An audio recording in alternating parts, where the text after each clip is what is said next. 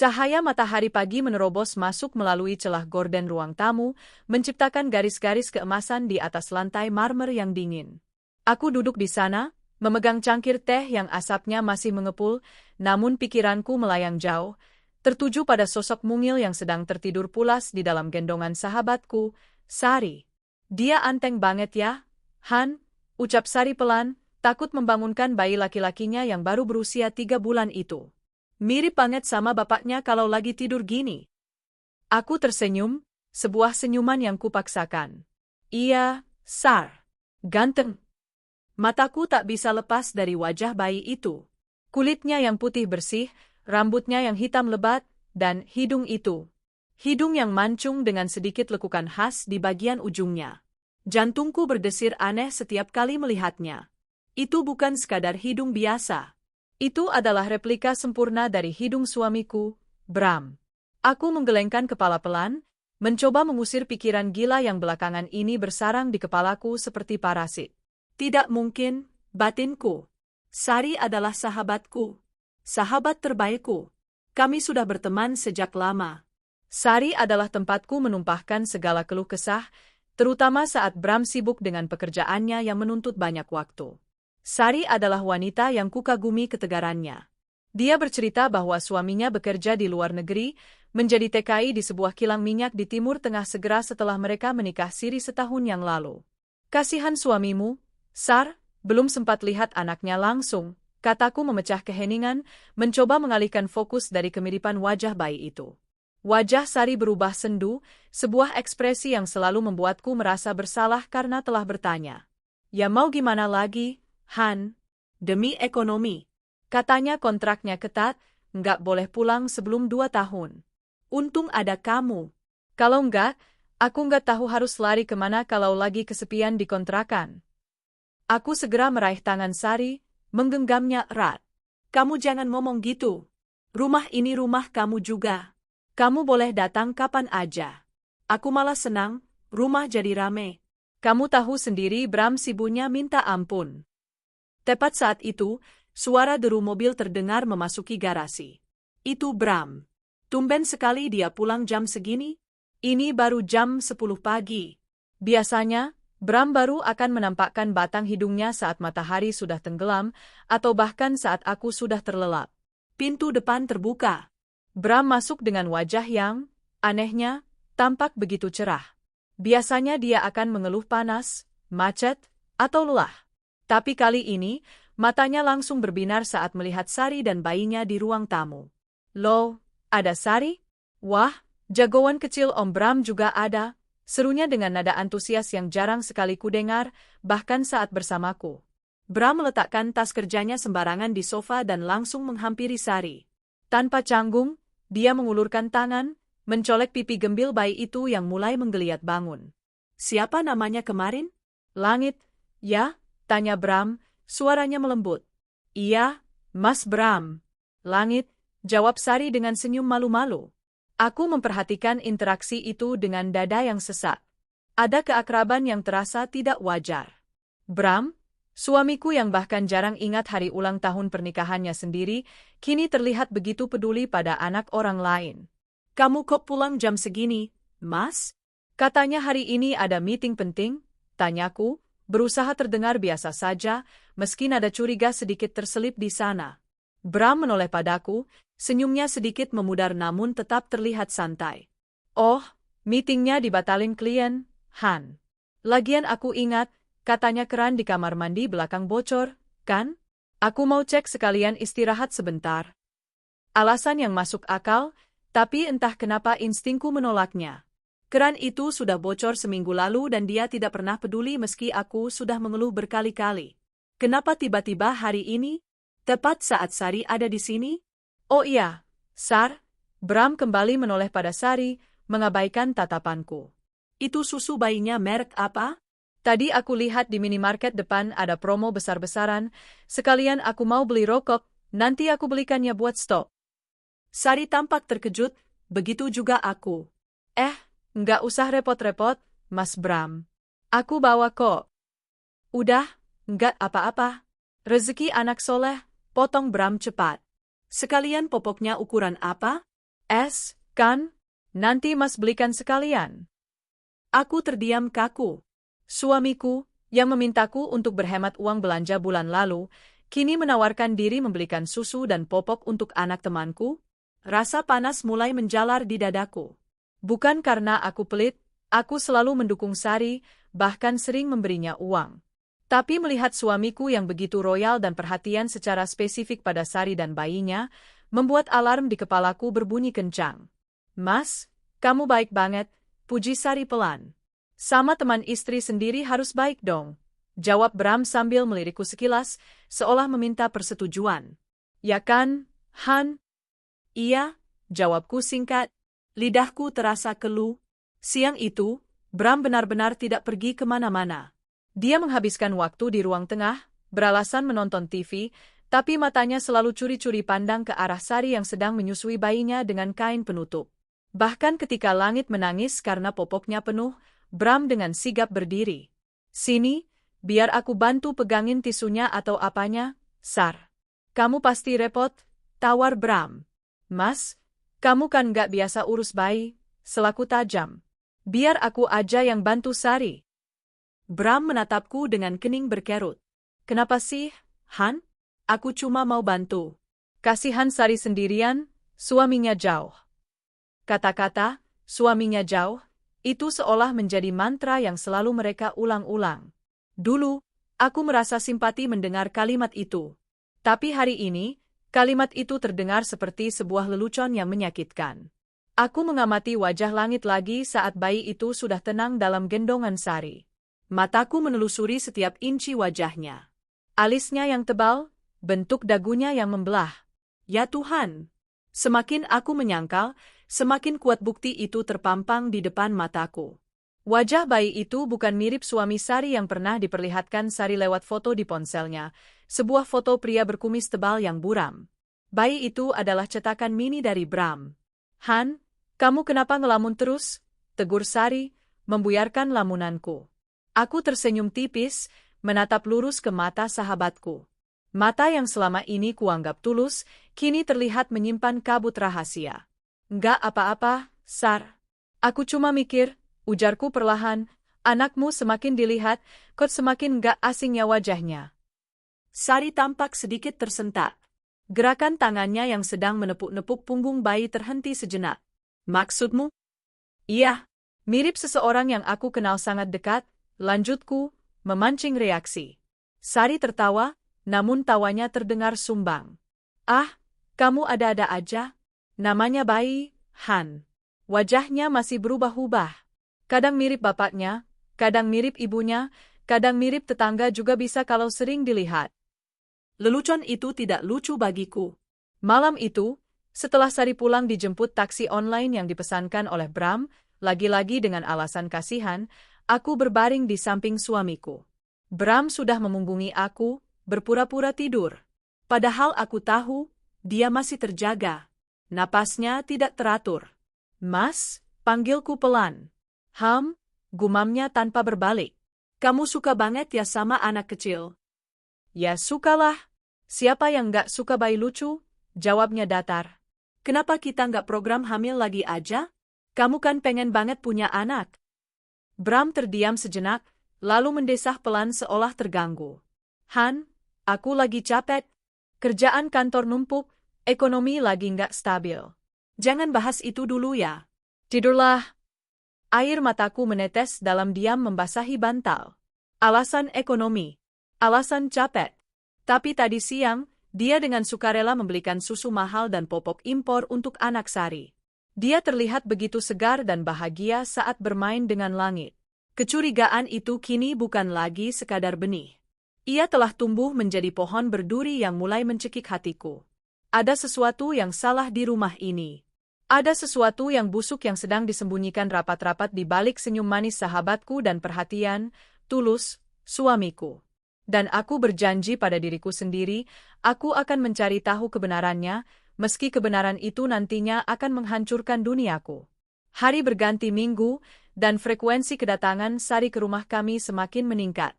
Awalnya hanya 2 kali seminggu, lalu menjadi 3 kali, dan kini, hampir setiap hari Sari berada di rumahku.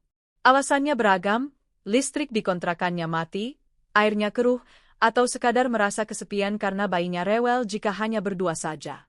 Sebagai sahabat, aku seharusnya tidak keberatan. Aku yang dulu selalu memintanya datang. Namun, atmosfer di rumah ini berubah drastis sejak Sari rajin berkunjung.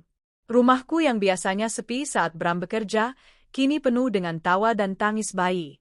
Anehnya, Bram yang biasanya mengeluh jika rumah berisik, kini justru menjadi orang yang paling menikmati keramaian itu. Sari jadi nginep hari ini, Han? Tanya Bram saat kami sedang sarapan. Dia bertanya tanpa menatapku, sibuk mengoles selai pada roti bakarnya. Tapi aku bisa mendengar nada harap dalam suaranya. Kayaknya iya, Mas. Katanya atap kontrakannya bocor semalam hujan deras, jawabku sambil menuangkan kopi. Kenapa? Kamu nggak keganggu kan kalau ada bayi nangis malam-malam? Bram langsung menggeleng cepat, terlalu cepat. Enggak lah. Justru rumah jadi rame, Han. Enak kan? Kayak keluarga besar. Lagian kasihan Sari kalau harus tidur di kontrakan bocor sama bayi merah. Kayak keluarga besar, gumamku pelan, mengulang kata-katanya dengan getir. Siang itu, Sari datang membawa tas besar berisi pakaian dan perlengkapan bayi. Wajahnya terlihat lelah, namun matanya berbinar saat melihat kamarku yang rapi.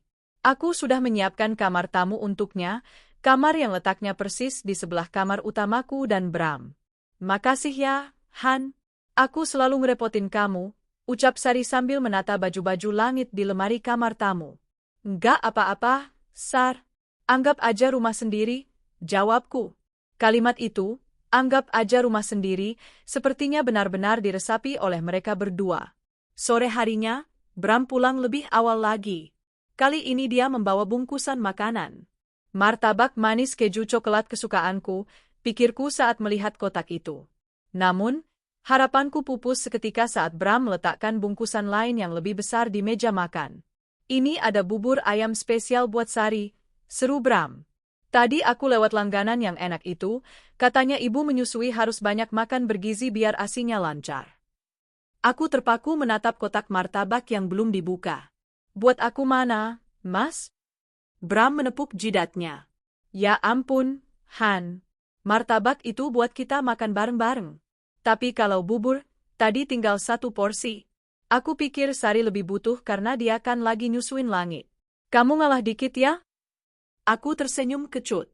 Iya, Mas. Enggak apa. Aku bukan wanita yang rakus makanan. Tapi perlakuan ini terasa begitu menusuk.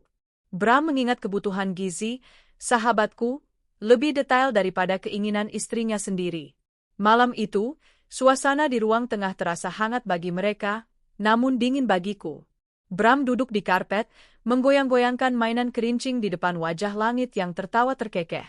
Sari duduk di sofa di belakangnya, menatap Bram dengan pandangan yang sulit kuartikan, campuran antara rasa bangga dan kasih sayang yang seharusnya tidak ditujukan pada suami orang lain. Pinter banget sih anak Om Bram ini, puji Bram sambil menciumi tangan mungil langit. Nanti kalau udah gede, mau jadi apa? Jadi pilot kayak bapak? Dahiku berkerut. Bapak?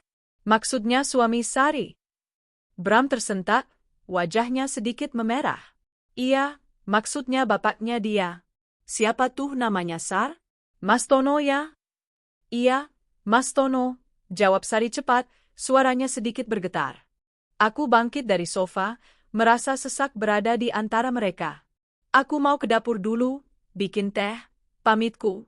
Tak ada yang mencegahku, tak ada yang menoleh. Aku seperti hantu di rumahku sendiri.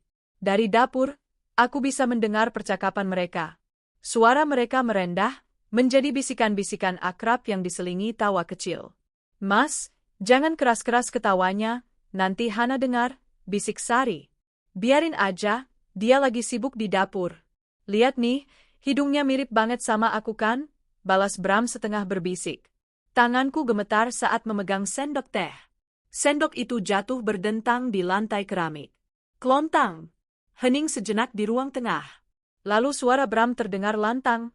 Hati-hati, Han. Jangan melamun kalau kerja.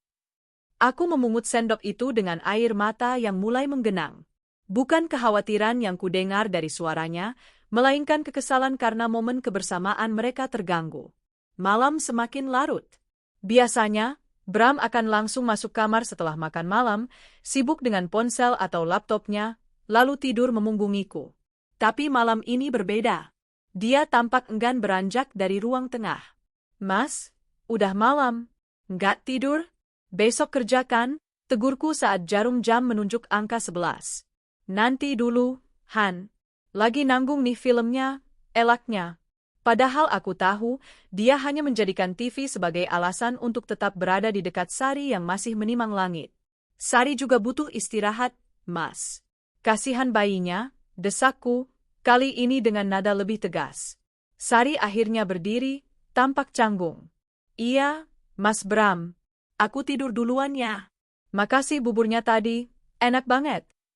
"Sama-sama, Sar. Kalau butuh apa-apa ketuk aja kamar kami, atau panggil aku," jawab Bram dengan senyum yang begitu manis, senyum yang dulu pernah menjadi milikku, tapi kini rasanya sudah lama hilang. Setelah Sari masuk ke kamar tamu dan menutup pintu, barulah Bram beranjak ke kamar kami. Wajah cerianya seketika berubah datar saat pintu kamar kami tertutup. Dia langsung merebahkan diri di kasur, menarik selimut sampai dada. "Mas," panggilku, duduk di tepi ranjang. "Apa lagi sih, Han?" "Aku ngantuk," sahutnya ketus. "Kamu sadar nggak sih sikap kamu berlebihan?" Bram membuka matanya, menatapku tajam. "Berlebihan apanya? Aku cuma berusaha jadi tuan rumah yang baik. Kamu sendiri yang bilang kita harus bantu Sari. Sekarang giliran aku bantu, kamu malah cemburu. Aneh kamu." "Bukan cemburu, Mas. Tapi rasanya nggak pantas. Kamu beliin dia makanan khusus, kamu main sama anaknya sampai lupa waktu, sedangkan sama aku? Kamu nanya kabar aku hari ini aja nggak?" Bram mendengus kasar, lalu membalikkan badan memunggungiku lagi. "Kamu itu terlalu sensitif. Namanya juga nolong orang susah. Udahlah, jangan cari masalah. Besok aku harus bangun pagi." Aku terdiam, menatap punggung suamiku yang terasa begitu jauh. "Nolong orang susah," katanya. Tapi intuisiku sebagai seorang istri berteriak keras. Tatapan mata Bram pada Sari bukanlah tatapan iba. Itu adalah tatapan memuja. Dan cara Sari memandang Bram, itu adalah tatapan kepemilikan. Malam itu, aku tidak bisa tidur. Pukul 2 pagi, aku terbangun karena haus. Saat aku melangkah keluar kamar menuju dapur, aku melihat pintu kamar tamu sedikit terbuka. Cahaya lampu tidur temaram menyinari sebagian ruangan. Langkahku terhenti. Jantungku serasa berhenti berdetak. Di sana, di celah pintu yang terbuka itu, aku melihat bayangan seseorang berdiri di samping tempat tidur Sari. Sosok pria tegap. Itu Bram. Dia tidak melakukan apa-apa, hanya berdiri diam menatap Sari dan langit yang tertidur. Tangannya terulur pelan, membelai kepala bayi itu dengan kelembutan yang menyayat hati, lalu ia membetulkan selimut yang menutupi tubuh Sari. Aku membekap mulutku sendiri agar tidak menjerit. Kakiku lemas, gemetar hebat. Aku ingin mendobrak pintu itu, berteriak, memaki. Tapi tubuhku kaku. Rasa takut dan penyangkalan berperang hebat dalam batinku. Bram berbalik perlahan, hendak keluar.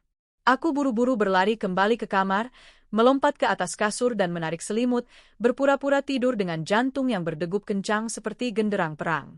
Beberapa detik kemudian, pintu kamar kami terbuka pelan. Langkah kaki Bram terdengar mendekat.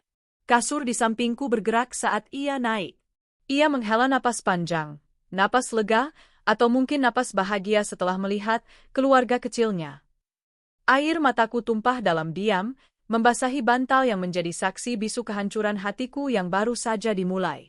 Di rumahku sendiri, di istanaku, kini bersemayam 2 orang pengkhianat yang sedang memainkan peran mereka dengan sangat apik. Dan aku, sang nyonya rumah, perlahan mulai tersadar bahwa aku hanyalah penonton dalam sandiwara mereka. Hari berganti minggu, dan frekuensi kedatangan Sari ke rumah kami semakin meningkat. Awalnya hanya 2 kali seminggu, lalu menjadi 3 kali, dan kini, hampir setiap hari Sari berada di rumahku. Alasannya beragam, listrik di kontrakannya mati, airnya keruh, atau sekadar merasa kesepian karena bayinya rewel jika hanya berdua saja. Sebagai sahabat, Aku seharusnya tidak keberatan. Aku yang dulu selalu memintanya datang. Namun, atmosfer di rumah ini berubah drastis sejak Sari rajin berkunjung. Rumahku yang biasanya sepi saat Bram bekerja, kini penuh dengan tawa dan tangis bayi. Anehnya, Bram yang biasanya mengeluh jika rumah berisik, kini justru menjadi orang yang paling menikmati keramaian itu. Sari jadi nginep hari ini, Han? Tanya Bram saat kami sedang sarapan. Dia bertanya tanpa menatapku, sibuk mengoles selai pada roti bakarnya. Tapi aku bisa mendengar nada harap dalam suaranya. Kayaknya iya, Mas. Katanya atap kontrakannya bocor semalam hujan deras, jawabku sambil menuangkan kopi. Kenapa? Kamu nggak keganggu kan kalau ada bayi nangis malam-malam? Bram langsung menggeleng cepat, terlalu cepat. Enggak lah. Justru rumah jadi rame, Han. Enak kan, kayak keluarga besar. Lagian kasihan Sari kalau harus tidur di kontrakan bocor sama bayi merah. Kayak keluarga besar, gumamku pelan, mengulang kata-katanya dengan getir.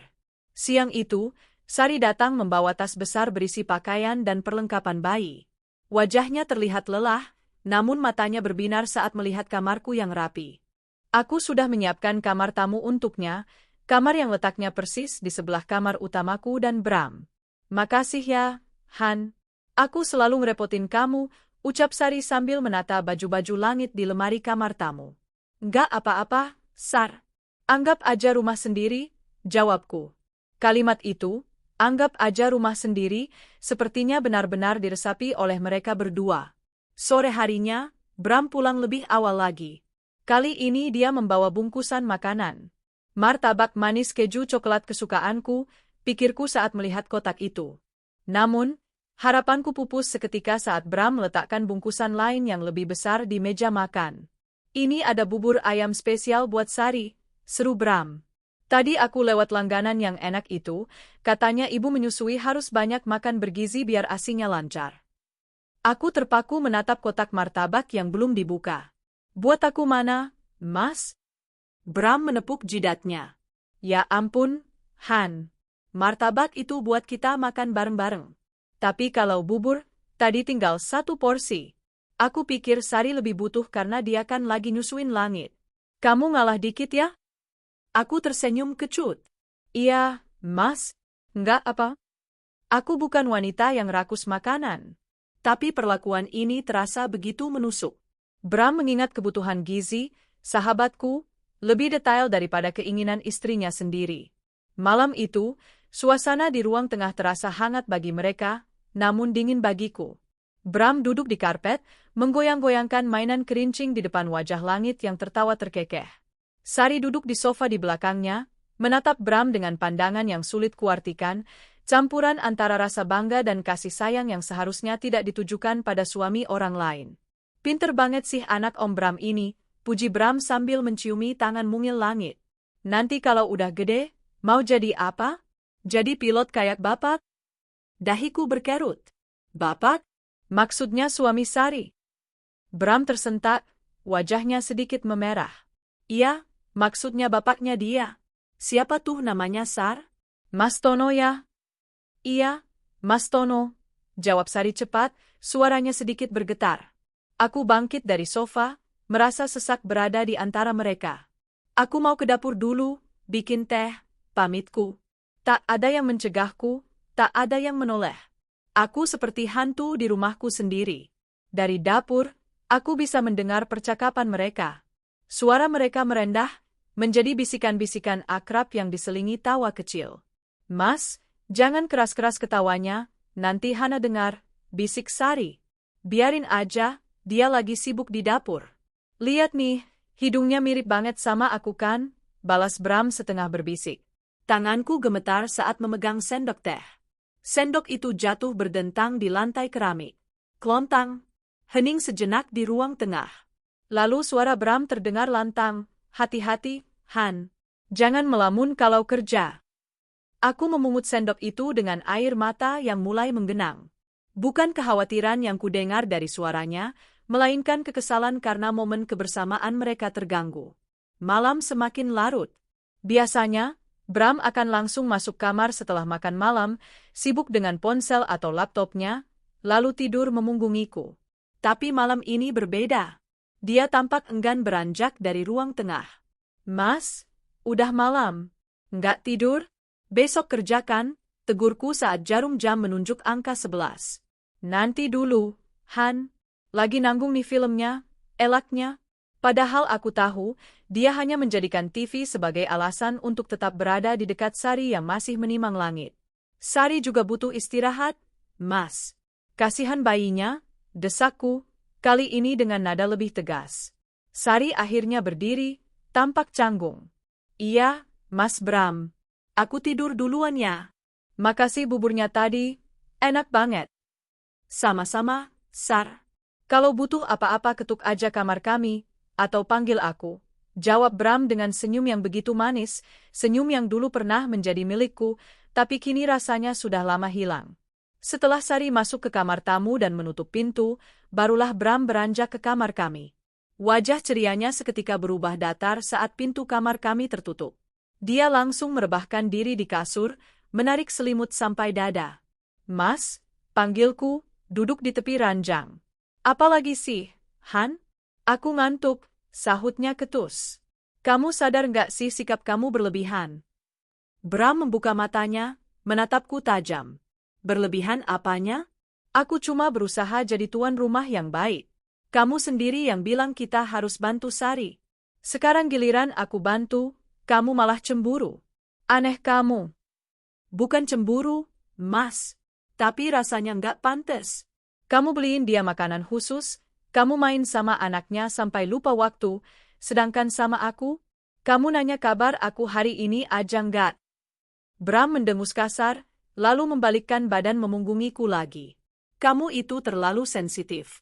Namanya juga nolong orang susah. Udahlah, jangan cari masalah.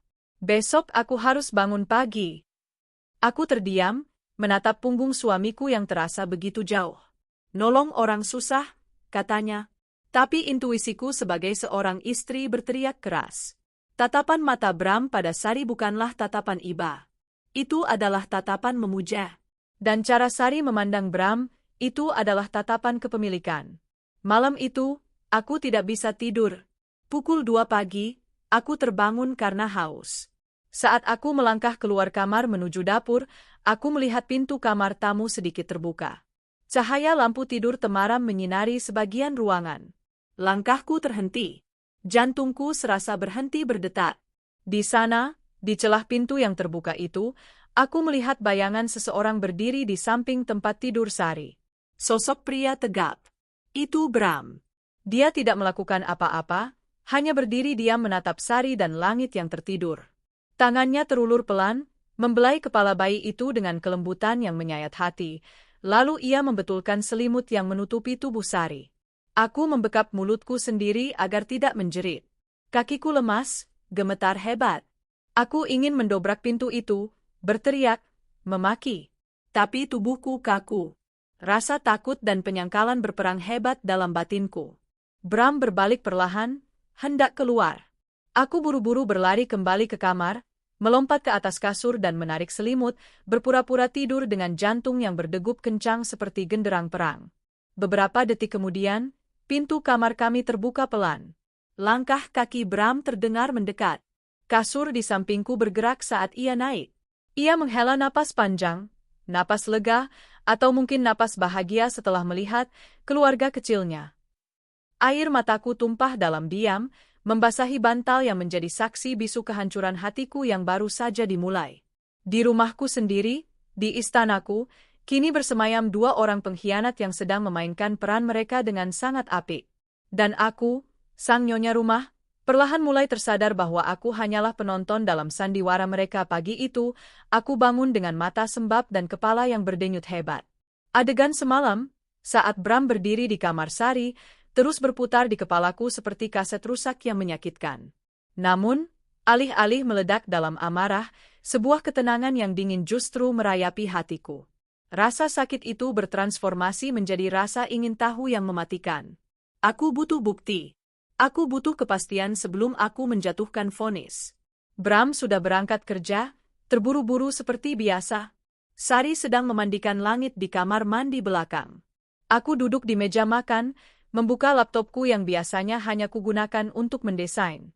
Tanganku gemetar saat membuka folder arsip percakapan WhatsAppku dengan Bram di versi web. Otakku bekerja keras, memutar kembali memori setahun terakhir. Kapan Sari bilang dia menikah siri? Desember tahun lalu, Han. Tepat sebelum tahun baru. Sederhana banget, cuma di hadapan penghulu dan saksi di kampung, kata Sari dulu, dengan mata berkaca-kaca menceritakan betapa menyedihkannya pernikahannya. Aku langsung membuka kalender digital di laptop. Desember tahun lalu. Aku menelusuri tanggal demi tanggal. Mataku terhenti di minggu terakhir bulan Desember. Pada tanggal 28 Desember sampai 2 Januari, Bram tidak ada di rumah. Jantungku berdegup kencang. Aku segera mencari riwayat chat kami di tanggal tersebut. 28 Desember, Bram, Han, mendadak aku harus ke Surabaya. Ada proyek jembatan yang ambruk, harus ditinjau segera. Bos ngamuk kalau nggak ada perwakilan senior. Hana, loh, kok dadakan banget mas? Kita kan mau bakar-bakaran tahun baru. Bram, maaf ya sayang. Namanya juga tugas. Aku berangkat sore ini. Kamu jaga diri ya. Aku membaca ulang pesan itu. Dulu, aku merasa kasihan padanya karena harus bekerja saat liburan. Tapi sekarang, aku melihat celah keanehan. Waktu itu, Bram sangat sulit dihubungi. Setiap kali aku video call, dia selalu menolak dengan alasan sinyal buruk atau sedang rapat di lapangan. Dia hanya mau mengangkat telepon suara, itu pun dengan latar belakang suara yang sangat hening, bukan seperti di lokasi proyek. Dan yang paling membuatku curiga, saat dia pulang tanggal 2 Januari, dia tidak membawa oleh-oleh apapun. Padahal biasanya, seburuk-buruknya mood Bram, dia akan membelikan setidaknya kerupuk atau camilan khas daerah. Waktu itu dia beralasan toko tutup semua karena tahun baru. Aku beralih ke riwayat chatku dengan Sari. 29 Desember, Sari, Han, aku pulang kampung dulu ya seminggu. Ada urusan keluarga mendesak. Doain lancar ya. Tanggalnya beririsan sempurna. Bram, dinas, ke Surabaya tanggal 28. Sari, pulang kampung, tanggal 29. Dan Sari mengaku menikah siri di akhir Desember. Aku menutup mulutku, menahan rasa mual yang tiba-tiba menyerang. Jadi, saat aku sendirian di rumah merayakan malam pergantian tahun dengan kembang api yang terlihat dari jendela, suamiku sedang melangsungkan pernikahan dengan sahabatku sendiri. Di suatu tempat, mungkin bukan di Surabaya, mungkin bukan di Kampung Sari, tapi di tempat di mana mereka bisa bebas menjadi suami istri. Aku mengklik folder foto di laptopku. Ada satu folder berisi foto-foto lama yang pernah dikirim Sari saat dia baru saja menikah. Dia mengirim foto tangannya yang memakai cincin emas sederhana. Cincin kawinku, Han. Murah, tapi yang penting sah, tulisnya saat itu. Aku memperbesar foto itu. Fokusku bukan pada cincinnya, tapi pada latar belakang foto yang sedikit buram. Ada spray tempat tidur berwarna putih dengan motif garis biru tipis. Motif itu, aku mengenalnya. Aku berlari ke kamar tamu, kamar yang sekarang ditempati Sari. Aku membuka lemari pakaian yang ada di sana. Di rak paling bawah, terselip sebuah bed cover lama yang jarang dipakai. Aku menariknya keluar. Warnanya putih dengan motif garis biru tipis. Persis sama. Kakiku lemas. Aku terduduk di lantai kamar tamu, memeluk bed cover itu. Foto itu diambil di sini? Di rumah ini? Atau mereka membeli spray yang sama untuk sarang cinta mereka? Tidak. Kemungkinan besar foto itu diambil di hotel. Tapi kenapa motifnya begitu familiar? Tunggu. Aku ingat Bram pernah membawa pulang bed cover dari hotel tempat dia menginap di Bandung 2 tahun lalu karena ketumpahan kopi dan dia harus menggantinya rugi. Bed cover itu bed cover yang sedang kupegang ini. Jadi, mereka menikah saat Bram dinas? Dan mereka menggunakan properti yang ada hubungannya dengan Bram? Atau, ya Tuhan, apakah Bram membawa Sari ikut dinas ke Surabaya waktu itu? Suara langkah kaki mendekat membuyarkan analisaku. Sari muncul di ambang pintu sambil menggendong langit yang sudah wangi bedak bayi. Loh, Han? Kamu ngapain di lantai? Tanya Sari kaget. Aku buru-buru berdiri, menyembunyikan keterkejutanku di balik senyum kaku. Enggak, Sar. Tadi aku cari selimut cadangan. Takutnya langit kedinginan kalau malam. Sari tersenyum lebar. Duh, kamu perhatian banget sih, Han. Langit pasti seneng punya tante sebaik kamu. Tante, batin aku menjerit. Aku bukan tantenya, Sar. Secara teknis, di mata hukum agama kalian yang sesat itu, aku adalah ibu tirinya. Sar, panggilku, berusaha menjaga suaraku agar tetap datar. Dulu pas kamu nikah siri itu, suamimu kasih mahar apa? Sari tampak sedikit gelagapan ditanya begitu tiba-tiba. Seperangkat alat salat sama cincin itu, Han. Kenapa? Enggak apa-apa. Cuma penasaran. Terus foto nikahnya ada enggak? Aku belum pernah lihat wajah suamimu yang jelas selain foto buram di HPMU itu. Wajah Sari memucat. Enggak ada, Han. Kan nikah siri, sembunyi-sembunyi. Enggak boleh banyak dokumentasi, takut ketahuan keluarga besarnya dia di kampung. Katanya dia belum siap ngenalin aku. Oh, begitu, jawabku singkat. Kebohongan demi kebohongan meluncur begitu mulus dari bibirnya. Dulu aku percaya karena empati. Sekarang, setiap kata yang keluar dari mulutnya terdengar seperti sampah. Siang itu, aku melakukan sesuatu yang tidak pernah kulakukan sebelumnya. Aku masuk ke ruang kerja Bram di rumah saat dia tidak ada. Biasanya aku menghormati privasinya, tapi kali ini persetan dengan privasi. Aku mengaduk-aduk laci mejanya. Tagihan kartu kredit, berkas kantor, struk-struk lama. Mataku menangkap sebuah buku agenda tua tahun lalu. Bram bukan orang yang rajin menulis diari, tapi dia sering mencatat jadwal meeting di sana. Aku membuka halaman bulan Desember.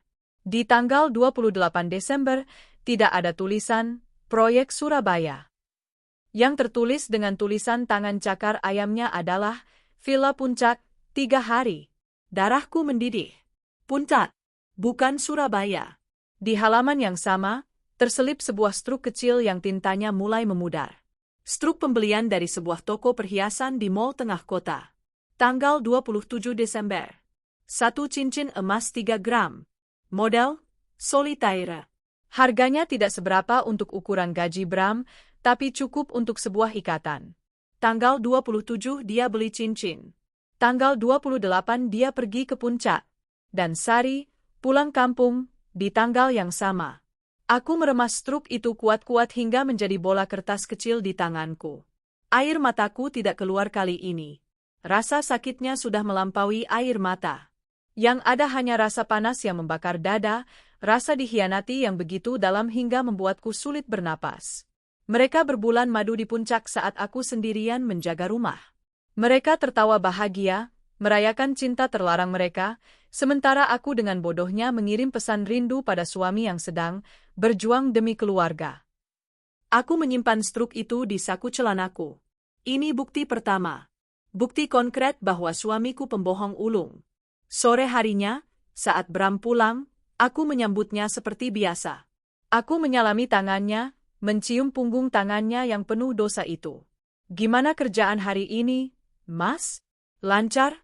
Tanyaku. Lancar, Han. Capek banget tapi, keluhnya sambil melonggarkan dasi. Matanya langsung mencari-cari ke arah ruang tengah. Sari mana? Langit mana? Lagi di taman belakang, jemur sore. Jawabku.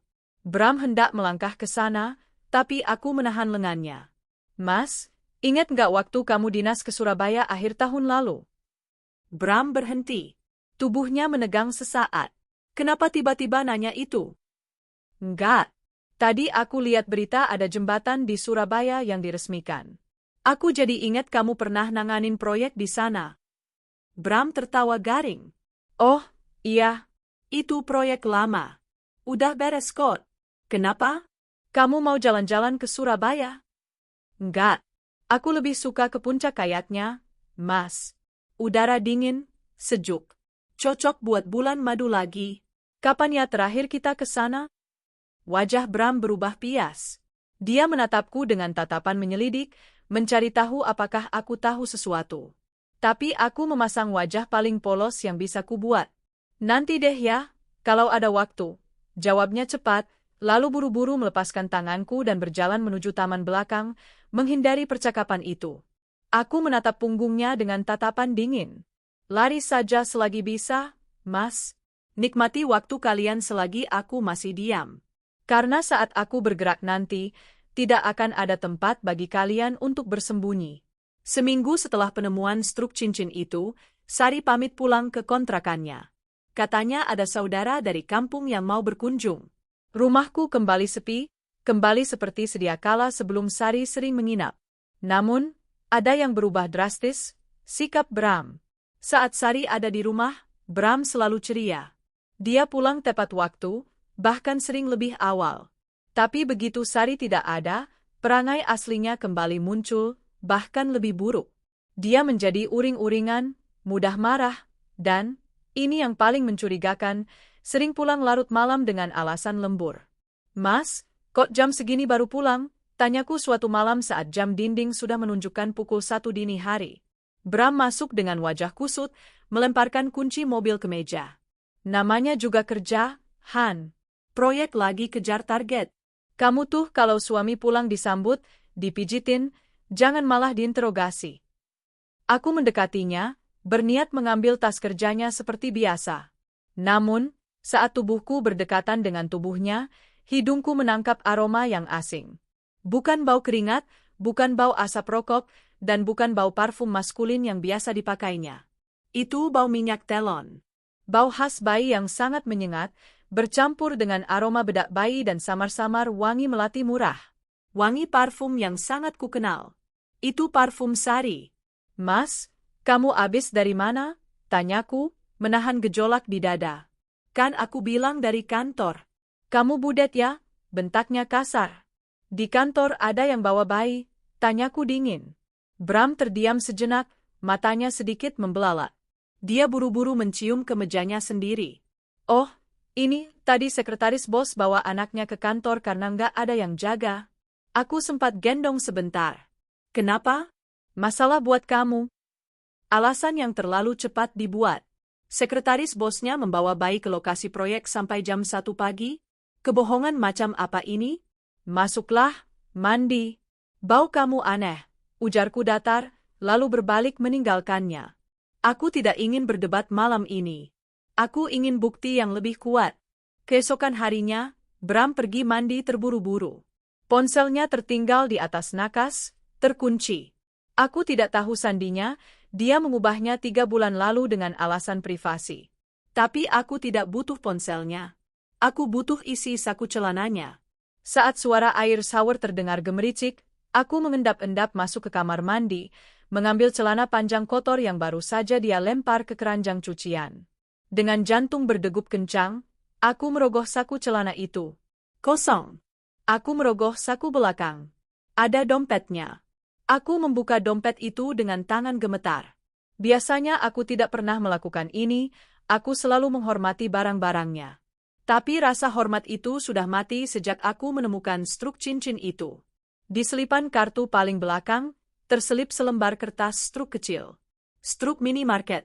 Indomaret Pond, Jalan Merpati nomor 12 tanggal. Kemarin, pukul 20.45 WIB barang. Susu SGM Ananda 1 box, Pampers M1 pack, roti tawar kupas, Kiranti. Jalan Merpati. Itu alamat kontrakan Sari. Jam 20.45. Saat itu dia bilang sedang rapat dengan klien di hotel pusat kota. Dan barang-barangnya.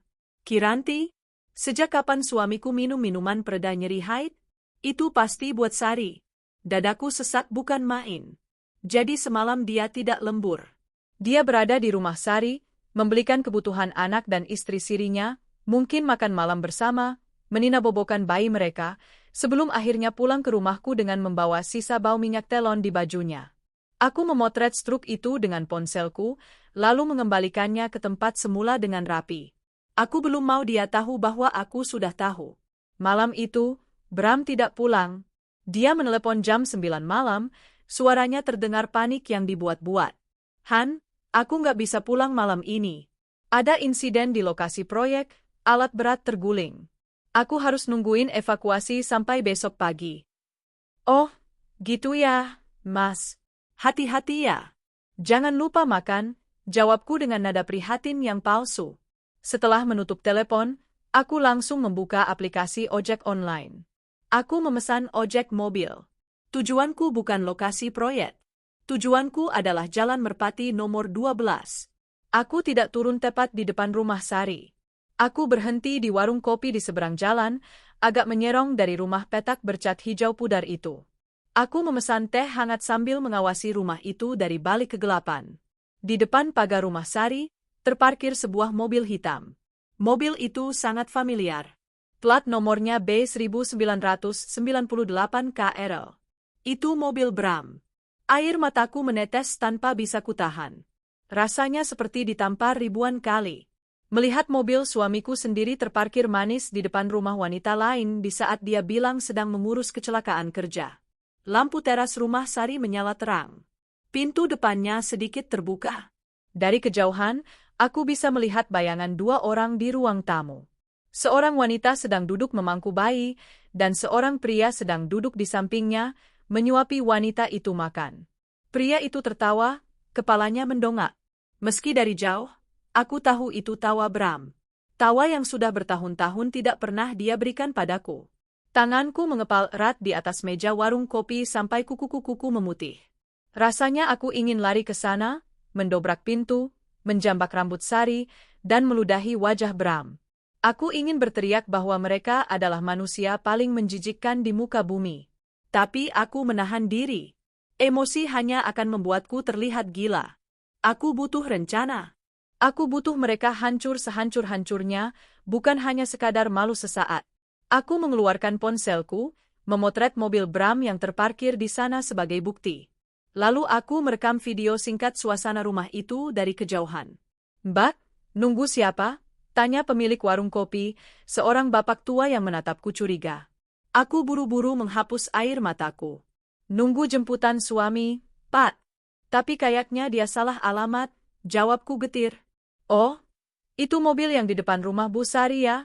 tunjuk bapak itu ke arah mobil Bram. "Itu suaminya Bu Sari, Mbak. Pak Tono namanya kalau nggak salah. Sering banget nginep situ kalau lagi pulang dari luar kota. Sayang banget sama anaknya. Tadi sore aja dia borong mainan di warung saya buat anaknya." Duniaku runtuh untuk kedua kalinya. Pak Tono. Jadi di lingkungan ini, Bram dikenal sebagai Tono, suami Sari yang bekerja di luar kota? Betapa rapinya permainan mereka. Betapa sempurnanya skenario yang mereka bangun. "Oh, itu suaminya ya, Pak? Saya kira Bu Sari janda, pancingku." "Bukan, Mbak. Suaminya kerja di proyek. Katanya sih sukses, makanya mobilnya bagus." Bu Sari sering cerita suaminya emang jarang pulang, tapi sekali pulang pasti royal. "Royal pakai uang siapa?" teriak hatiku. Uang belanja bulananku dipotong dengan alasan hemat, tapi di sini dia menjadi raja yang dermawan. Aku membayar teh yang tak sempat ku minum, lalu pergi meninggalkan tempat terkutuk itu. Di dalam taksi online yang membawaku pulang ke rumah kosong yang dingin, aku bersumpah. Aku tidak akan membiarkan mereka hidup tenang. Aku akan mengambil kembali setiap sen, setiap tetes keringat, dan setiap detik waktu yang telah Bram curi dariku untuk diberikan pada wanita ular itu. Malam itu, aku tidur sendirian di ranjang besar kami. Tapi aku tidak merasa kesepian. Aku merasa penuh. Penuh dengan amarah yang membara, yang akan menjadi bahan bakarku untuk membakar habis sandiwara mereka. Pagi itu, Bram pulang ke rumah dengan wajah lelah yang dibuat-buat. Matanya merah kurang tidur, tapi aku tahu bukan karena mengurus alat berat yang terguling, melainkan karena begadang menjaga anak haramnya di kontrakan Sari. "Lelah banget, Mas?" tanyaku saat dia menghempaskan diri di sofa. "Iya, Han. Semalaman di lokasi, debu, bising. Aku mau tidur seharian." "Jangan ganggu ya," jawabnya tanpa menatapku. Aku mengangguk patuh. "Ya sudah, istirahatlah. Aku juga mau keluar sebentar." "Mau ke rumah sakit?" Bram langsung menoleh, matanya menyipit waspada. "Rumah sakit? Kamu sakit?" "Sakit apa?" "Cuma kontrol rutin aja ke dokter kandungan, Mas. Haidku nggak lancar bulan ini. Siapa tahu ada kista atau apa?" Dustaku. Sebenarnya aku memang berencana ke rumah sakit, tapi bukan untuk diriku. "Oh, perlu aku antar?" tawarnya basa-basi. Aku tahu dia berharap aku menolak. Nggak usah. Kamu kan capek habis, kerja keras. Aku naik taksi online aja. Bram menghela napas lega. Oke. Hati-hati ya. Aku keluar rumah dengan hati berdebar. Rencanaku hari ini sederhana, mengikuti instingku. Tadi pagi, saat Bram mandi, aku sempat melihat notifikasi di ponselnya yang menyala sekilas di atas meja makan. Sebuah pesan dari nomor yang dinamai bengkel motor. Isinya, "Mas, jangan lupa jam 10 ya. Imunisasi DPT. Langit agak demam dari semalam." Bengkel motor. Betapa hinanya dia menamai ibu dari anaknya sendiri dengan nama samaran seperti itu. Aku berangkat ke rumah sakit ibu dan anak, kasih bunda, rumah sakit terdekat dari kontrakan Sari. Jika mereka mau imunisasi, kemungkinan besar di sana karena Sari pernah bilang dia punya kartu berobat di sana. Aku sampai di rumah sakit pukul 9:30. Aku memilih duduk di kafetaria yang posisinya strategis, menghadap langsung ke area parkir dan pintu masuk lobi utama. Aku memesan es teh manis yang kubiarkan mencair, mataku tak lepas memindai setiap mobil yang masuk. Pukul 9:55, sebuah mobil hitam yang sangat kukenal masuk ke area parkir. Itu mobil Bram. Plat nomor B1998 KRL. Padahal tadi dia bilang mau tidur seharian di rumah karena lelah. Ternyata, begitu aku pergi, dia juga menyelinap keluar untuk menjalankan tugasnya sebagai Bapak Tono. Dari mobil itu, turunlah Bram. Dia mengenakan kemeja kotak-kotak yang berbeda dengan yang dipakainya saat pulang tadi pagi. Dia terlihat rapi dan segar. Dia berlari kecil memutari mobil, membukakan pintu penumpang depan. Sari turun dengan menggendong Langit yang dibedong kain kuning. Wajah Sari terlihat cemas, mungkin karena anaknya demam. Tapi yang membuat darahku mendidih adalah apa yang terjadi selanjutnya. Bram merangkul bahu Sari dengan protektif. Tangan kirinya mengambil alih tas bayi yang besar dari tangan Sari, sementara tangan kanannya mengusap punggung Sari dengan lembut, seolah menenangkan. "Nggak apa-apa, Bu. Tenang aja, ada Mas di sini." Aku bisa membayangkan kalimat itu keluar dari mulutnya, meski aku tidak mendengarnya dari jarak ini. Mereka berjalan beriringan menuju lobi. Orang-orang yang melihat mereka pasti berpikir mereka adalah pasangan suami istri muda yang harmonis. Keluarga kecil bahagia yang sedang mengantar buah hati berobat. Tidak ada yang tahu bahwa di balik keharmonisan itu, ada seorang istri sah yang duduk gemetar menahan tangis di pojokan kafetaria. Aku memakai masker dan kacamata hitamku, lalu mengikuti mereka dari jarak aman. Mereka menuju poli anak di lantai 2. Ruang tunggu poli anak cukup ramai. Bram dan Sari duduk di barisan depan. Aku berdiri di dekat pilar besar, berpura-pura membaca brosur kesehatan. "Bapak Tono, Ibu Sari, silakan masuk," panggil perawat dengan suara lantang. Bram berdiri dengan sigap. "Ayo, Dek," ajaknya pada Sari. "Dek," panggilan sayang itu. Panggilan yang dulu selalu dia ucapkan padaku saat kami masih pengantin baru. Kini panggilan itu dia berikan pada wanita lain. Aku mengeluarkan ponselku. Dengan tangan gemetar, aku merekam momen saat mereka berdiri, saat Bram mengambil alih gendongan Langit, dan saat mereka masuk ke ruang dokter bersama-sama.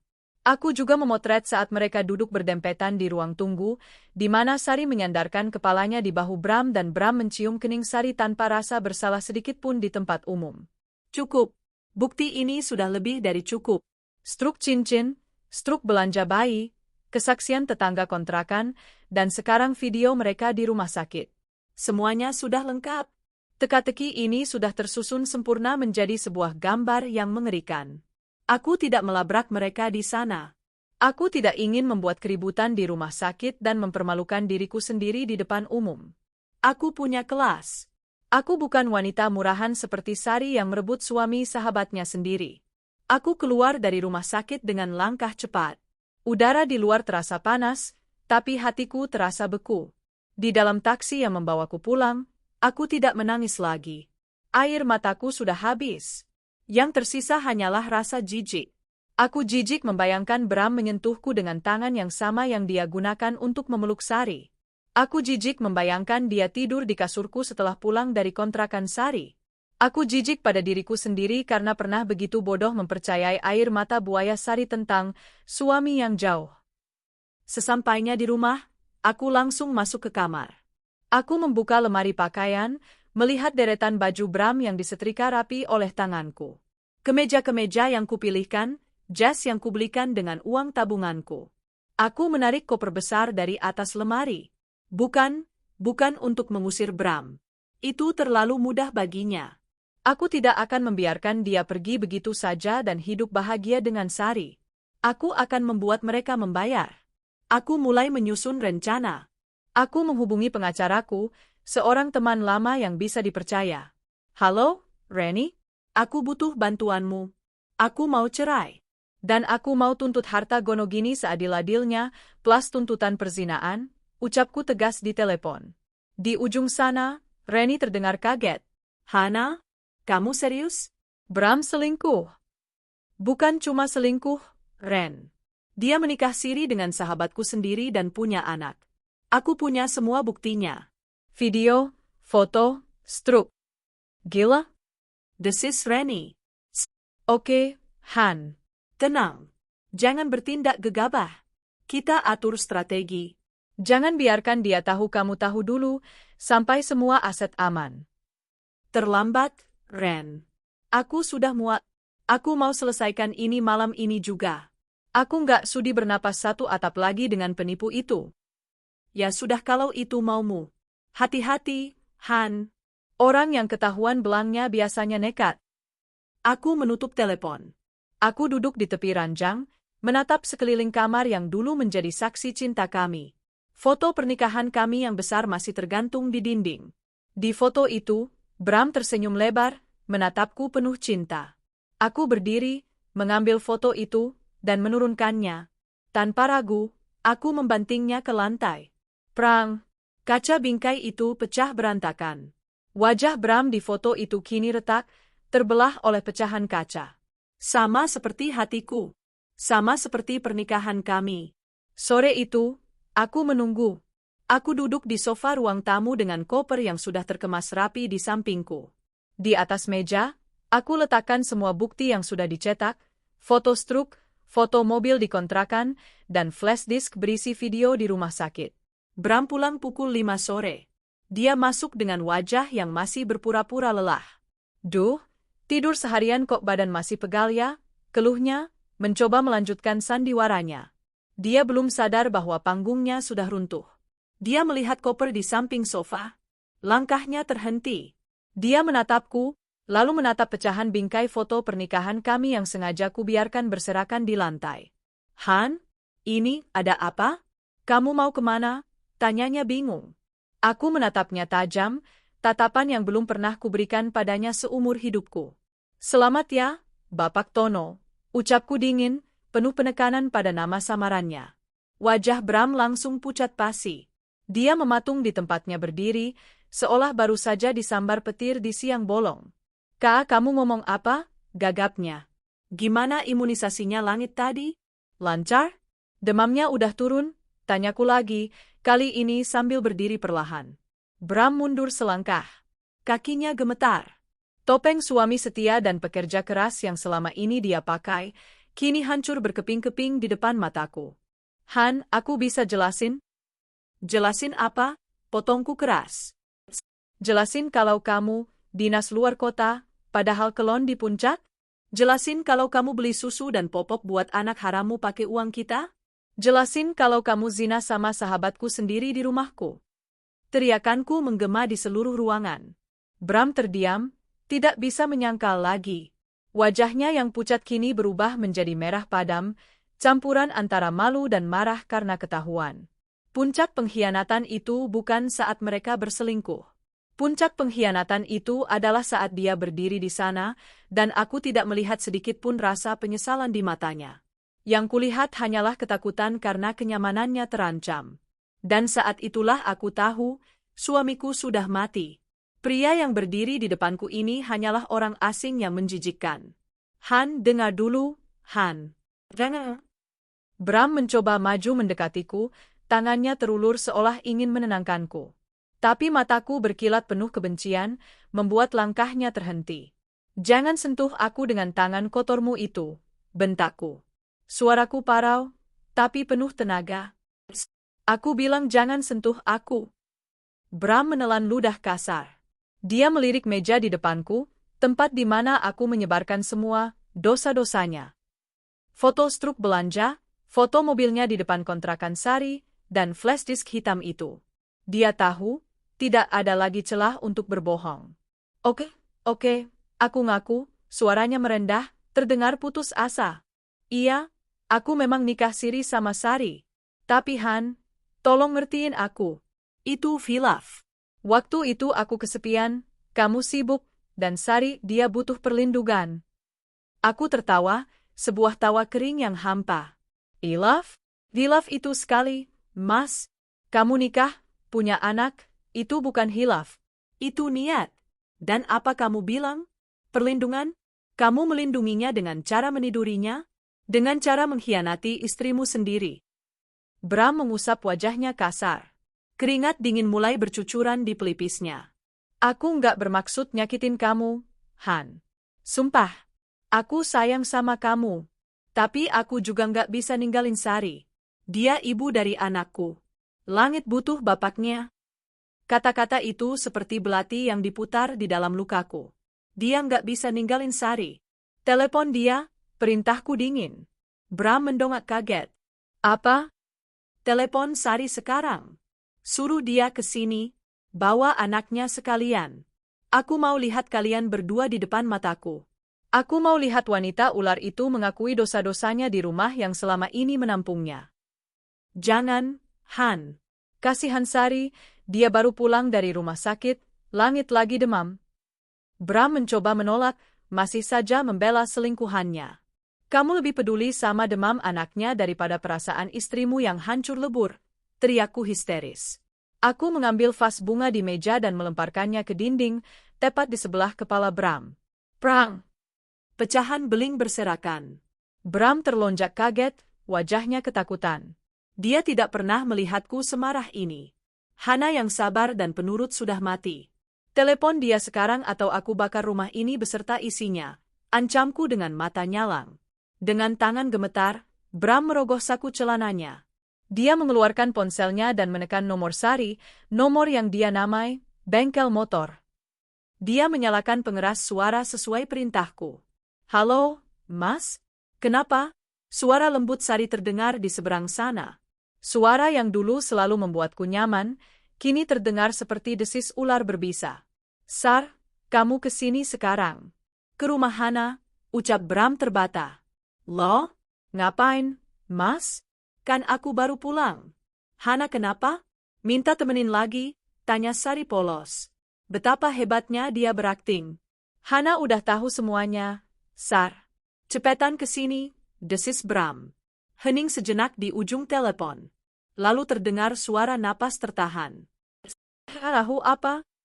Semuanya. Nikah siri kita, langit semuanya.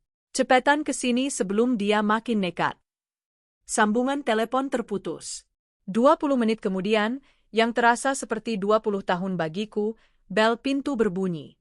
Bram hendak beranjak membukakan pintu, tapi aku mendahuluinya. Aku membuka pintu lebar-lebar. Sari berdiri di sana, menggendong langit. Wajahnya pucat pasi, matanya bergerak gelisah.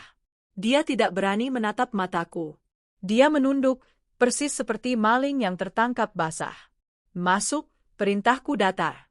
Sari melangkah ragu. Saat dia melihat pecahan kaca dan vas bunga yang berserakan di lantai, dia semakin mengeratkan pelukannya pada bayinya. Langit mulai merengek, merasakan ketegangan ibunya. Mereka berdua kini duduk di sofa, bersebelahan. Pasangan haram yang akhirnya bersatu di kursi pesakitan. Aku berdiri di hadapan mereka, memandang mereka dengan tatapan yang sulit kujelaskan, jijik, marah, kecewa, dan terluka. Hebat, ujarku sambil bertepuk tangan pelan. Hebat sekali sandiwara kalian. Sinetron di TV kalah dramatis sama hidup kalian. Han, maafin aku. Sari mulai menangis, air matanya jatuh membasahi pipi. Aku nggak bermaksud jahat. Aku cuma... Cuma apa? Potongku tajam. Cuma mau numpang hidup enak? Cuma mau ngambil suamiku pelan-pelan? Kamu bilang suamimu TKI, Sar. Kamu bilang dia kerja keras demi keluarga. Ternyata, TKI, itu ada di kamar sebelah, tidur sama aku setiap malam. Sari terisak semakin keras. Aku terpaksa bohong, Han. Aku takut kamu marah. Awalnya aku cuma curhat sama Mas Bram soal masalahku. Terus, kami nyaman dan itu terjadi begitu aja. Nyaman? Aku mendengus jijik. Kamu tidur sama suamiku di rumahku. Sar? Di atas kasur yang mana? Kasur tamu itu? Pantesan kamu betah banget nginep di sini. Ternyata rumah ini surga buat kalian berzina. Bram mencoba membela. Han, jaga omonganmu. Jangan kasar gitu. Sari juga korban keadaan. Korban? Aku menatap Bram tak percaya. Kalian berdua itu pelaku. Aku yang korban di sini, Mas. Aku. Aku yang kasih tumpangan, aku yang kasih makan, aku yang dukung dia. Dan balasannya? Kalian tusuk aku dari belakang. Aku menatap Sari tajam. Kamu ingat waktu aku peluk kamu karena kamu nangis kangen suami? Kamu pasti ketawa dalam hati ya, Sar? Dasar Hana bodoh, suaminya lagi sama gue. Gitu kan pikiranmu? Sari menggeleng kuat, tapi tidak ada kata yang keluar dari mulutnya selain isak tangis. Dan kamu, Mas, aku beralih ke Bram. Pantesan kamu semangat banget kalau Sari nginep. Pantesan kamu sering pulang cepat.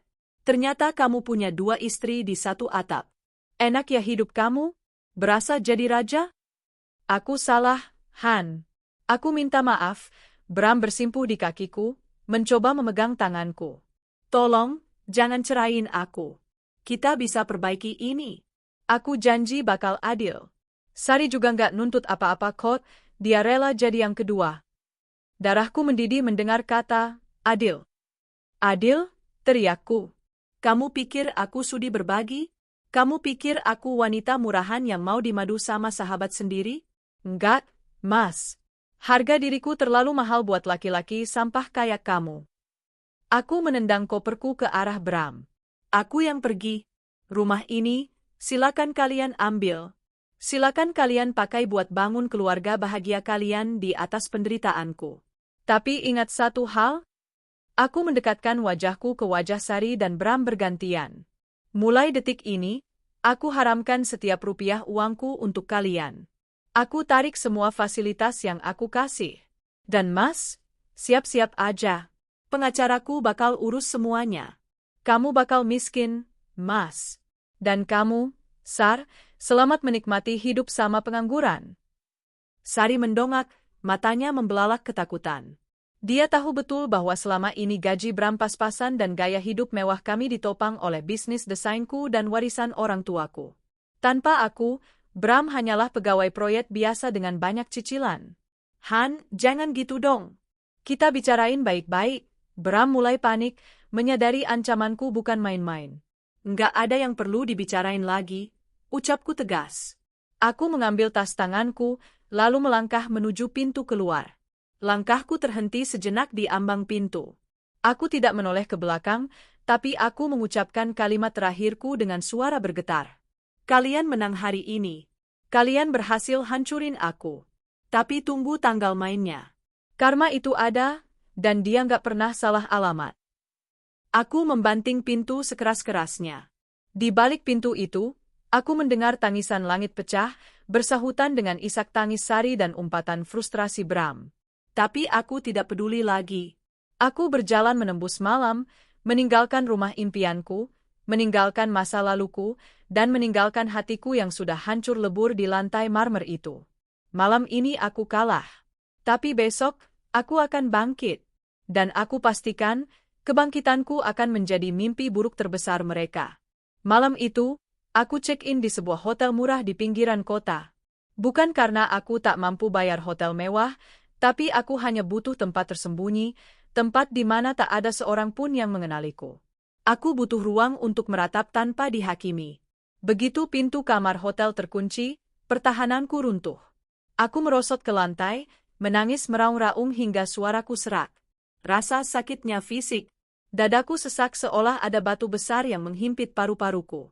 Bayangan wajah tanpa dosa Sari, wajah panik Bram, dan suara tangis langit terus menghantuiku.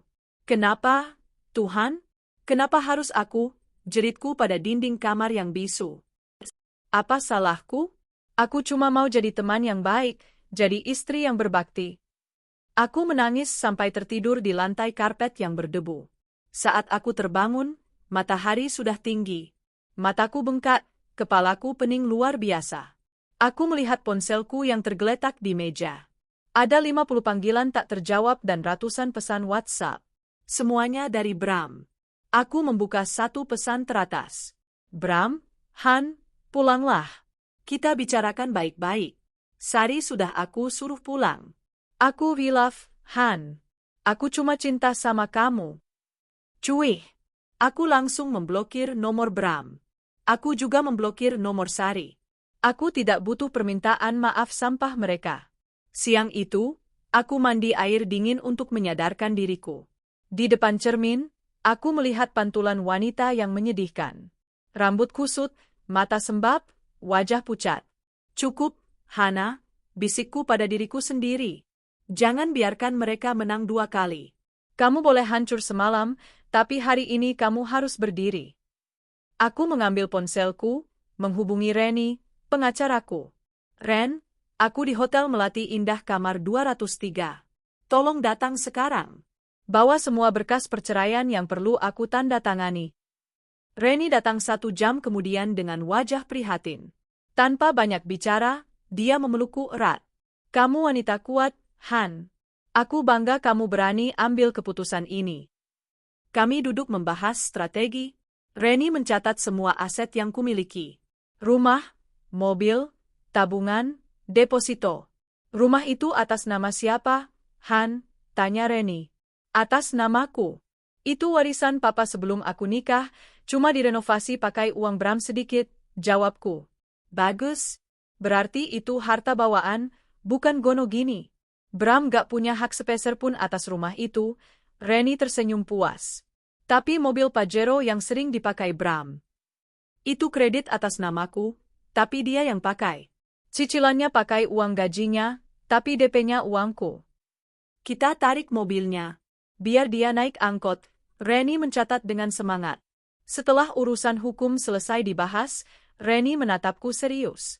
Han, kamu yakin gak mau usir mereka dari rumah sekarang? Itu rumah kamu, loh? Aku menggeleng pelan. Enggak sekarang, Ren. Biarkan mereka tinggal di sana sebentar lagi. Biarkan mereka merasa menang. Biarkan mereka terbuai dengan kenyamanan semu itu. Aku mau lihat seberapa lama mereka bisa bertahan hidup mewah tanpa suntikan danaku. Tagihan listrik bulan depan, air, internet, semuanya atas namaku dan autodebit dari rekeningku. Besok, aku akan stop semua autodebit itu. Senyum Reni melebar. Sadis. Aku suka. Ini bukan sadis, Ren. Ini pelajaran hidup. Mereka mau main rumah-rumahan? Silakan. Tapi main rumah-rumahan itu butuh modal. 2 hari kemudian, aku memutuskan untuk kembali ke rumah sebentar saat jam kerja, saat aku yakin Bram sedang di proyek, atau pura-pura di proyek. Aku butuh mengambil sisa barang-barang pentingku, dokumen berharga, perhiasan warisan ibu, dan laptop desainku yang tertinggal. Aku datang dengan didampingi 2 orang petugas keamanan komplek yang sudah kuminta bantuannya. Saat aku membuka pintu rumah, bau tidak sedap langsung menyergap hidungku. Bau rokok, bau sisa makanan, dan bau popok bayi yang belum dibuang. Baru 2 hari aku pergi, rumahku sudah seperti kapal pecah. Piring kotor menumpuk di wastafel, baju-baju berserakan di sofa, dan ada botol susu bekas di atas meja ruang tamu yang dikerubungi semut. Sari muncul dari kamar tamu dengan rambut acak-acakan dan daster kumal. Dia kaget melihatku datang bersama satpam. Han, kamu pulang? Tanyanya dengan nada berharap. Aku tidak menjawab. Aku memberi kode pada satpam untuk berjaga di pintu, sementara aku masuk ke kamar utamaku. Kamar itu, ya Tuhan. Spraynya berantakan. Ada baju Sari di sana. Darahku mendidih. Mereka sudah berani tidur di kamarku. Di ranjangku. Aku menahan muntah. Aku segera membuka brankas, mengambil semua isinya. Aku mengambil laptop, hard disk eksternal, dan beberapa baju mahal yang masih tergantung rapi. Aku memasukkan semuanya ke dalam koper besar. Han, kamu mau bawa kemana semua itu? Sari berdiri di ambang pintu kamar, menggendong langit yang menangis. Mas Bram bilang kamu bakal balik. Kita bisa hidup bareng, Han. Aku janji bakal bantu urus rumah. Aku berbalik menatapnya tajam. Urus rumah? Aku menunjuk ke arah dapur yang kotor. 2 hari aku nggak ada, rumah ini udah kayak kandang babi. Kamu mau urus rumah? Urus diri sendiri aja kamu nggak becus. Sari tertunduk malu. Aku capek, Han.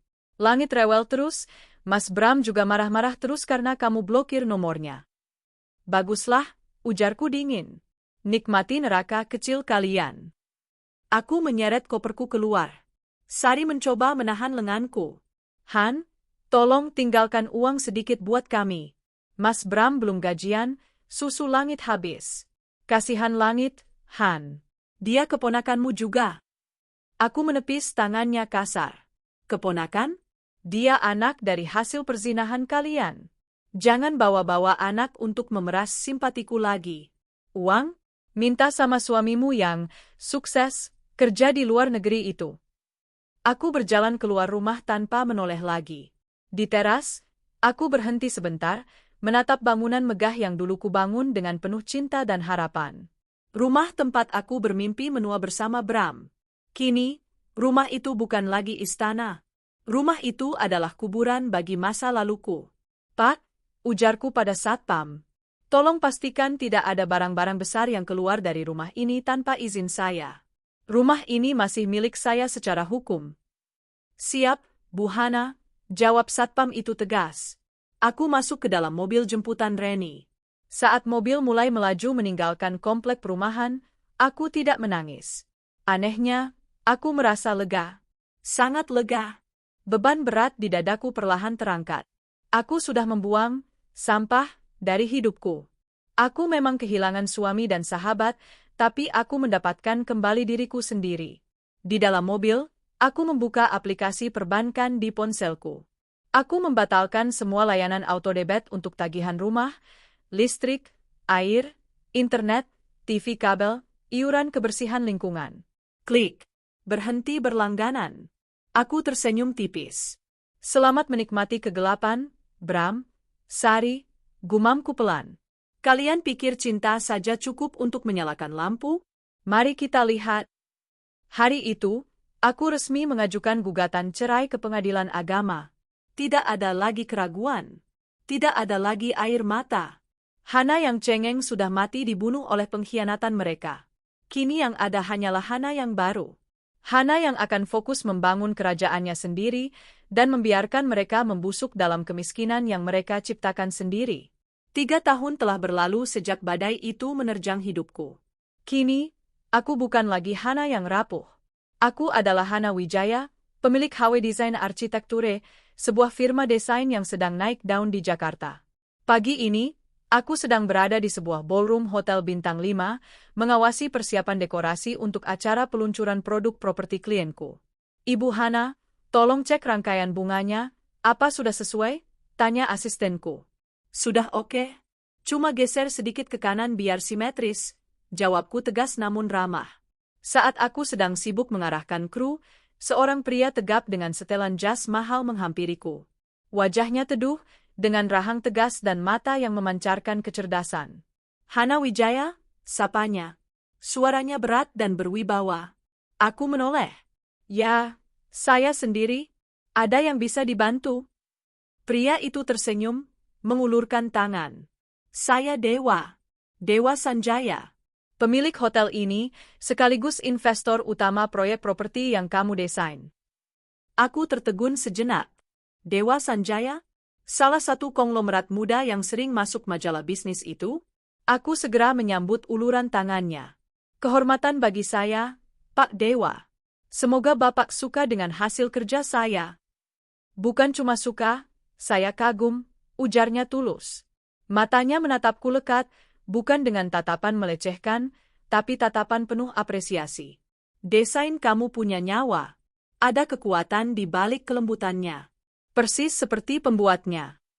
Wajahku memanas. Sudah lama aku tidak menerima pujian setulus ini dari seorang pria. Sejak perceraianku, aku menutup hati rapat-rapat. Aku terlalu takut untuk terluka lagi.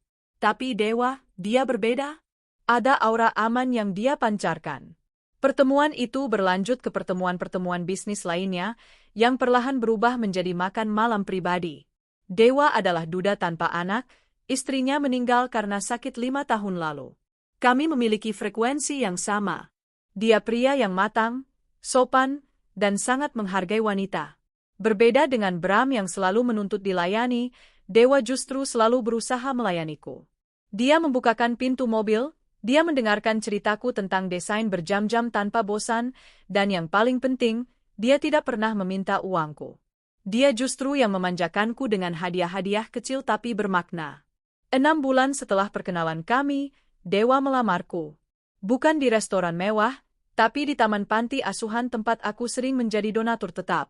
Han, ucapnya sambil berlutut di tengah anak-anak panti yang bersorak riang. Aku tahu masa lalumu berat. Aku tahu kamu takut untuk percaya lagi. Tapi izinkan aku jadi orang yang menghapus semua ketakutan itu. Izinkan aku jadi rumah tempat kamu pulang, bukan tempat kamu terluka. Aku menangis haru. Kamu yakin, Wah? Aku janda, pernah gagal?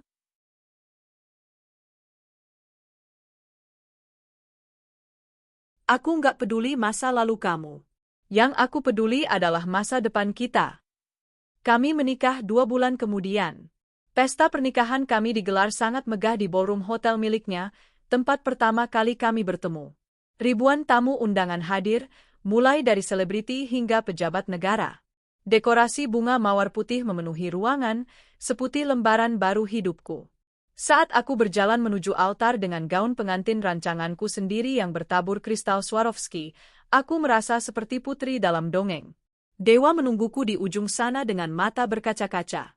Cantik sekali, bisiknya saat aku sampai di sampingnya. Pernikahan ini sangat kontras dengan pernikahan siriku dulu dengan Bram, atau bahkan pernikahan resmiku dengan Bram yang sederhana karena alasan nabung buat masa depan. Dulu aku selalu mengalah, sekarang aku diratukan. Malam itu, saat kami berdiri di balkon kamar pengantin yang menghadap gemerlap kota Jakarta, Dewa memelukku dari belakang. Bahagia? Tanyanya lembut. Sangat, jawabku. Terima kasih sudah menemukanku, Dewa. Terima kasih sudah bertahan hidup sampai aku datang, Hana. Aku tersenyum menatap langit malam. Di suatu tempat di luar sana, mungkin Bram dan Sari sedang bergelut dengan panasnya kontrakan sempit dan tagihan yang menumpuk. Tapi aku sudah tidak peduli. Rasa benciku sudah hilang, berganti dengan rasa kasihan yang hambar. Tuhan Maha Adil. Dia mengambil sesuatu yang buruk dariku, untuk digantikan dengan sesuatu yang jauh lebih baik, di waktu yang tepat. Pengkhianatan Bram dan Sari adalah jalan terjal yang harus kulewati untuk sampai ke puncak kebahagiaan ini. Tanpa mereka, aku tidak akan sekuat ini. Tanpa mereka, aku tidak akan bertemu Dewa. Kini, aku siap menjalani hidup baruku. Hidup yang penuh cahaya, tanpa bayang-bayang masa lalu. 2 tahun telah berlalu sejak pernikahanku dengan Dewa. Hidupku kini sempurna. Bukan karena harta yang melimpah, tapi karena aku memiliki pendamping yang benar-benar memuliakanku. Perusahaan desainku semakin berkembang, dan aku sering turun ke lapangan untuk kegiatan sosial perusahaan, CSR, bersama Dewa.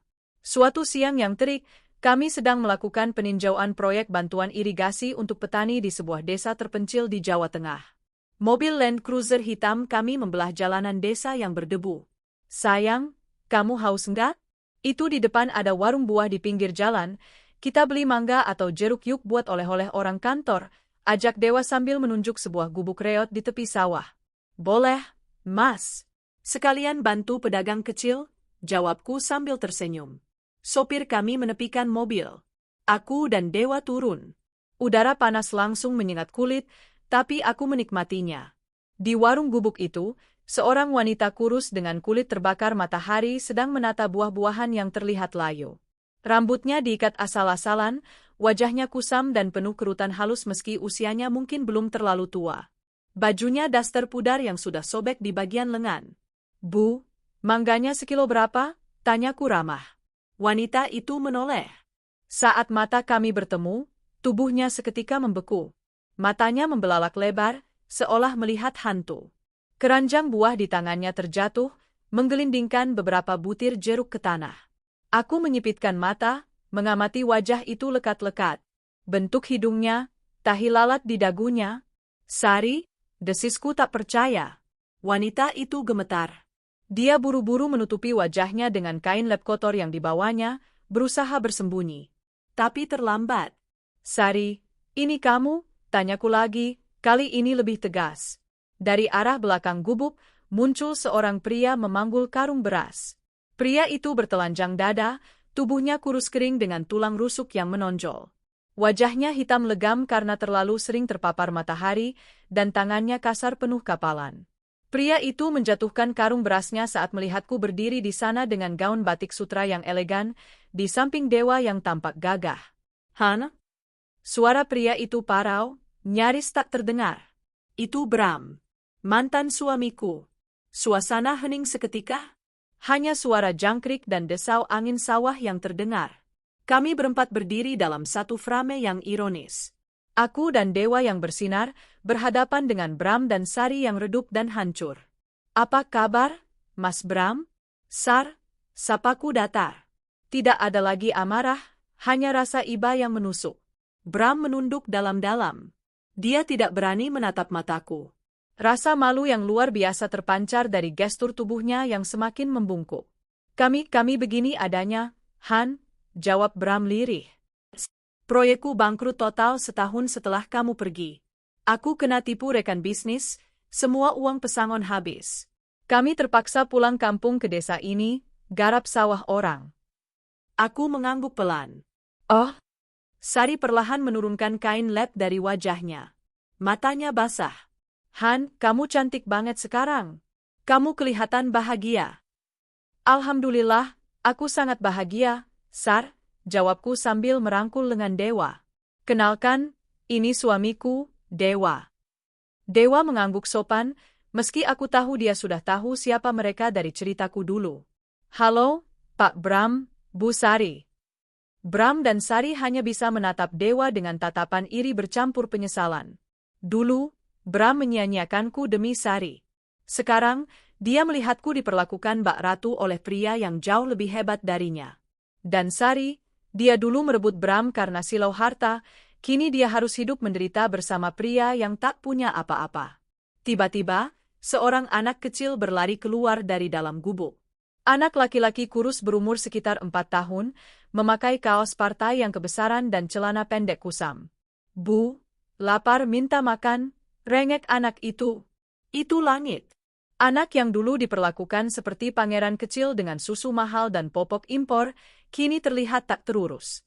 Hatiku mencelos. Sejahat apapun orang tuanya, anak itu tidak berdosa. Aku membuka dompetku, mengambil beberapa lembar uang merah, jumlah yang mungkin cukup untuk mereka makan sebulan. Ini, aku mengulurkan uang itu pada Sari. "Buat beli makan Langit. Dan ini, aku borong semua buah kalian. Nggak usah dibungkus, bagi-bagikan saja ke tetangga kalian." Sari menerima uang itu dengan tangan gemetar. Dia menangis sesenggukan, hendak bersimpuh di kakiku. "Makasih, Han, makasih banyak. Maafin aku, Han. Aku nyesel, sumpah aku nyesel." Aku menahan bahunya agar dia tidak bersimpuh. "Bangun, Sar. Nggak perlu sujud sama manusia. Sujudlah sama Tuhan, minta ampun sama Dia." Aku menatap Bram yang masih mematung. "Mas, jaga anakmu baik-baik. Jangan sampai dia tumbuh jadi pengkhianat seperti bapak ibunya. Didik dia jadi laki-laki yang bertanggung jawab." Bram mengangguk lemah, air mata menetes di pipinya yang kotor. "Iya, Han. Maafin aku. Aku kena karma. Aku hancur tanpa kamu." "Itu pilihanmu, Mas," jawabku singkat. Aku berbalik, mengajak Dewa kembali ke mobil. "Ayo, sayang. Kita pulang," ajakku. Saat mobil kami mulai melaju, Aku melihat dari kaca spion.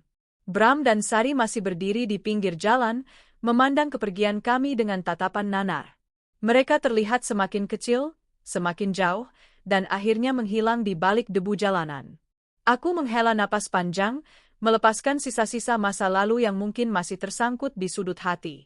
Hari ini, Tuhan telah menunjukkan keadilannya dengan cara yang paling elegan.